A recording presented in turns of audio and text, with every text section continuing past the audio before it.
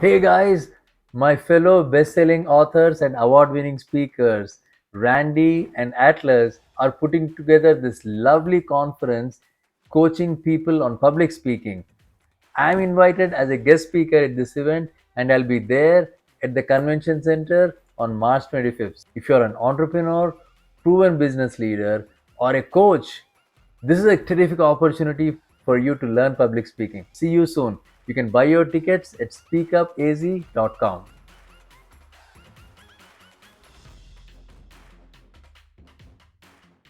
My name is Josh Atlas Altman. Everyone calls me Atlas, who knows me. Former number one on Amazon for my recent book. That was fantastic. And then, like you, I get to claim current top-rated 150 speaker in the United States, which is an honor. For 27,000 people, we ended up in the same room in Miami. I have been in the military for almost 3 decades. I am ex-Special Forces.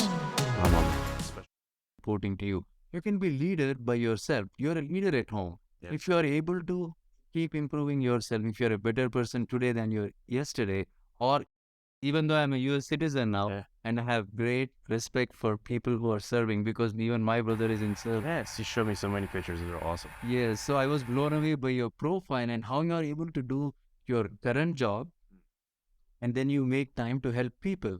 It books. Absolutely. Your inspiration. Like as soon as I talked to you, I was inspired by how is this guy able to handle so much? Oh yeah. A lot of our audience are entrepreneurs.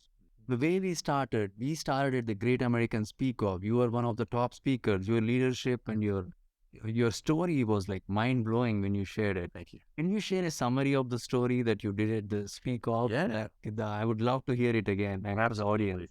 On the theme of these books, I pulled a lot of my leadership principles in special operations and the White House. And I've been part of elite teams for well over 25 years. So whenever I started looking at them and I started to close into my retirement, like your brother has a whole bunch of people around him, right? Yes.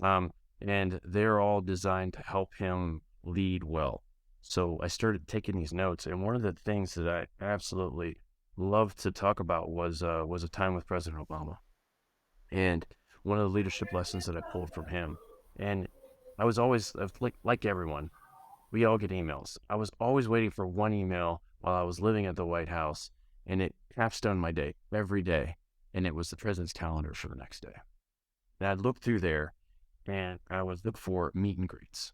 This meet and greets, awesome. So there's one that I always tell, and it's an old man sitting in his wheelchair. He's just sitting in the hallway waiting for the president of the United States. And he's just looking around. He's kind of hunched over. And then when President Obama comes in, he says, "How you doing, young man?" In his booming presidential voice, and immediately this guy's shoulders, they rock back and his chest pops out. His eyes just got big and his face that was full of wrinkles is just a giant smile. And it just warms your heart to see something like that. But the thing is, you don't need to be the president of the United States to do that. There's a lot of people in the world that need that positivity. And so whenever you bring that and you bring that energy, it's amazing how you can see someone's life transform right in front of your eyes with a smile, with a kind gesture, just being the person that you want to be outwardly, in a positive manner. It's so powerful. And everyone has that power. That's it. And they just seldomly use it because you've seen it, gone into this negativity. I'm overworked. There's this whole stigma of being burnt out. I don't believe in that. I think people have a choice. You're absolutely right. You can't see my goosebumps. I have my jacket today.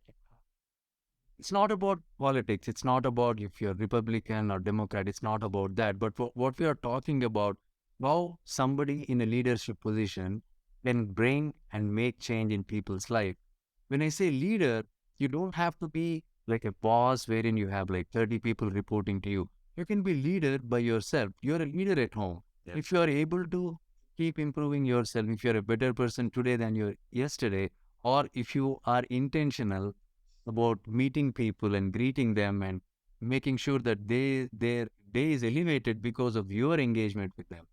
Honestly, when I saw you, it felt like my day is enlightened today because you carry such a personality. How would somebody carry that personality all the time? Because I have met you first at the auditions, Yes. right?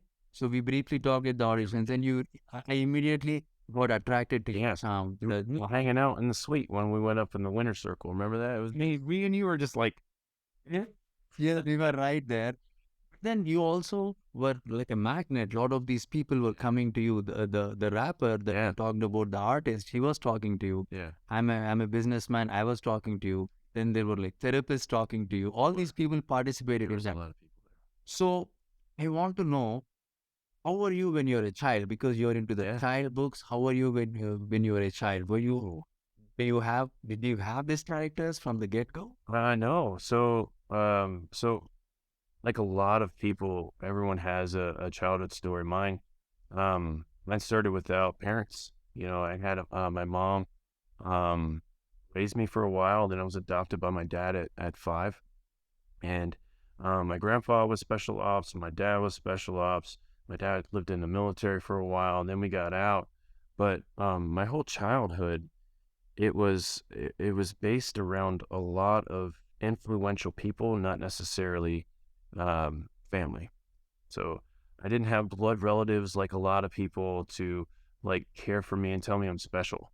You know, I say, hey, how do you do all this? And do it with a smile.